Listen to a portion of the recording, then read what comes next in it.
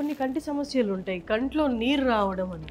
అవును. దాన్ని ఏమంటారు, అసలు దాని పరిష్కారం ఏంటి, అది ఎవరికి వస్తుంది? కంటిలో నీరు రావడం అనేది అంటే వేరియస్ డిసీజెస్ లో వస్తాయి కంటిలో నీరు రావడం. దాంట్లో ఇప్పుడు మనం అట్ ప్రెసెంట్ ఏదైతే ఫేస్ అవుతున్నామో దాన్ని డ్రై ఐ సిండ్రోమ్ అంటారు, దాన్ని కంప్యూటర్ విజన్ సిండ్రోమ్ అని అంటాం.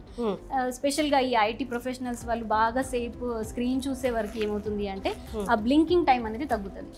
న్యాచురల్ గా మన బాడీలో ఒక ఫినామినన్ ఉంటుంది, ఎప్పుడైతే మనం బ్లింక్ చేస్తామో అప్పుడు కొత్త టియర్ ఫిల్మ్ అనేది ఫామ్ అవుతుంది. కానీ మనం కాన్సన్ట్రేషన్ ఎక్కువ అయ్యేసరికి ఆ బ్లింకింగ్ అనేది తగ్గిపోతుంది. బ్లింకింగ్ తగ్గేసరికి ఆ లోపల ఏవైతే ఐలో గ్లాండ్స్ ఉన్నాయి అవి బ్లాక్ అవుతూ ఐదర్ కంట్లో నుంచి నీళ్ళు రావడము లేదా డ్రైనెస్ రావడం ఇలాంటి ప్రాబ్లమ్స్ ఉంటాయి. వాటికి కూడా మనం ఇక్కడ ఓరల్ ట్రీట్మెంట్ కూడా ఇస్తాము, వేరియస్ థెరపీస్ కూడా ఉన్నాయి మన దగ్గర. ఆ థెరపీస్ చేస్తూ కూడా మనం ఈ ప్రాబ్లమ్ని క్లియర్ చేసుకోవచ్చు.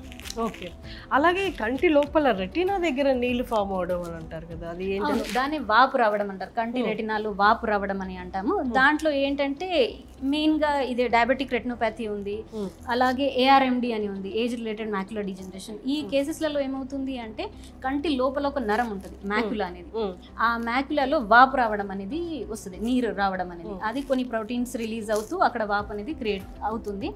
దానివల్ల ఏంటంటే మనం చూపు చూసేటప్పుడు అది వంకరగా కనబడుతుంది, ఇలా కంప్లైంట్స్ చేస్తారు పేషెంట్స్. లేదా హాఫే కనబడుతుంది, హాఫ్ కొంచెం చూస్తున్నాం పైది కొంచెం కనబడతలేదు, ఇలాంటి కేసెస్ ఉంటాయి.